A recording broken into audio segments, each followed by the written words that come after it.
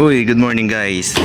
So magandang umaga, time check 6 AM and tinatamad ka bang pumasok? De, charot lang. So sa topic na to is pag-usapan ko lang, itatopic ko lang yung tungkol sa solar panel na para sa mga wala pang idea ko ng solar setup. So ito yung part 2 ng video. So solar setup na para sa mga wala pang idea at gusto magsimula pero wala pang idea kung ano ang solar setup. So sa video 1 binanggit ko doon kung ano yung meron sa apat na bahagi ng solar setup, and ito naman sa video 2 and kukwento ko lang kung ano yung solar panel at kung ano nagagawa nito at kung ano yung mga pwede nyong gawin at ano yung may nakikita nyo sa solar panel. So ito yung isang sample ng solar panel. So ito yung ginamit ko para madali kong maibaliktad gamit ng isang kamay, and another basag na solar panel kasi nabagsak ko ito. Ayan siya. So solar panel, so paano ba gumagana to? Simple lang, ibibilad mo lang sa araw and that's it, kagana na siya.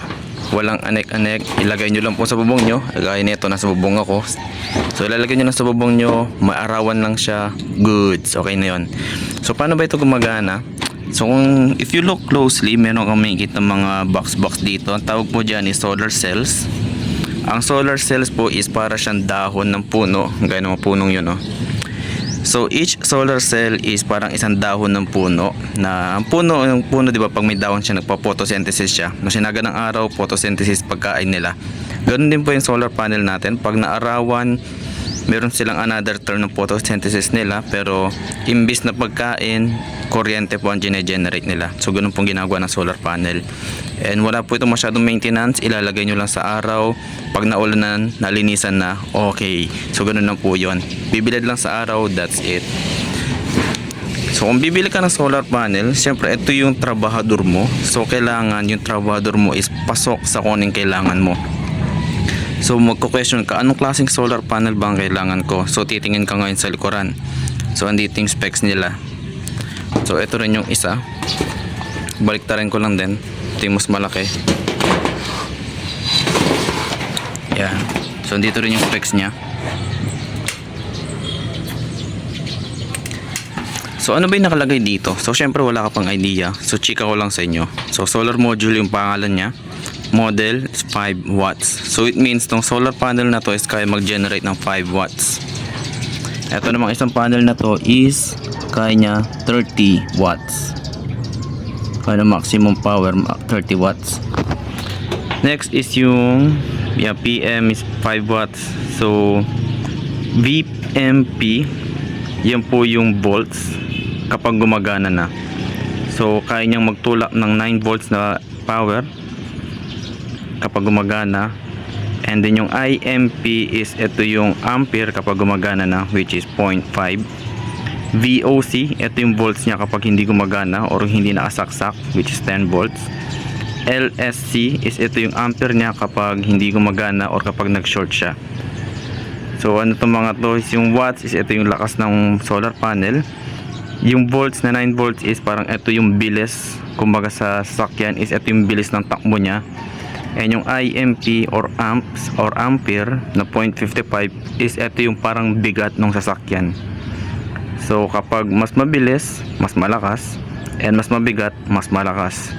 Yung computation natin sa formula, next time na lang po, no, para hindi ma-overwhelm yung mga newbies. And yung dimension, syempre ito lang yung size ng solar panel. Ito lang siya, yung gano'n niya. Yun po yung dimension, yung size niya lang. And yung STC is ito yung laboratory condition na ideal na paglagyan ng panel para sa maximum power. Hindi natin to na may met kasi po mainit sa Pilipinas. Okay. So ayun lang. So ito yung solar panel. Ganoon din po dito. Mayroon din siyang mga ganyang specs. Meron siyang volts, amps, nakasulat doon, dimension, and yung dimension. So meron palang dalawang uri ng solar panel. Kung mapapansin nyo, anong pinagkaiba nitong dalawang to? Bukod sa kulay. Bukod sa isa ay basag. Syempre yung kulay. So meron tayo dito poly and mono and poly. Okay, so ito yung mono and ito yung poly. So may kita mo sa description ng mga solar panel. So pinagkaiba nila is mainly yung kulay. Mono is black, poly is blue. So, as you can see, blue and black. So So ang pinagkaiba nila hindi lang po kulay. Black po is mas mahal pero mas efficient. Blue is mas mura pero mas medyo, alam mo na, syempre mura, cheap. So yun na, mapapamura ka talaga. Anyway, wala namang problema, price lang yung gumagana. So walang issue doon. Pinagkaiba lang is yung efficiency mas mahal, mas mura, mas hindi ganong efficient. Pero either way, kung saan ka komportable, kung mas mura, bili ka ng poly. Kung medyo anak ka ng mga contractor, pwede ka bumili ng mamahalin and mas efficient siya. Mas kaya niyang i-maximum yung kaya niyang ibuga na power. So yung mga polys kagaya nito is madalas 70-80% lang siya ng power, wherein yung mga mono black is kaya nila mag 90, depende sa ideal sunlight. So yun po. Sa tibay parehas lang yan, pag inapakan basag, so walang pinagkaiba doon. And depende sa brand or napagbilan nyo, yung iba is makapalang salamin, yung iba is manipis yung salamin. Ganito. Ito nabagsak ko lang kasi ng isang palapag kaya nabasag. Pero gumagana pa rin naman yan. Outer screen lang basag pero gumagana pa rin yung mga cells niya. Hindi lang siya nakasaksak. So next time na natin siya i-testing. Pakita ko sa inyo next time. So ayun lang ang pinagkaiba ng dalawang ito. Meron ding mga bifacial na solar panel, which is yung harap likod niya is solar panel. The best yun pag nakatayong ganyan. Harap likod is mag-harvest siya ng kuryente. Hindi lang siya nakalapag na ganyan. Pag sinet-up yun, nakatayong ganyan, no? Para harap likod mag-harvest. Mas okay yun, mas efficient, mas mahal nga lang. So ayun, yun po yung mga solar panel. Ano pa ba? Sa sizes pala, 5 watts po is ganito kalaki.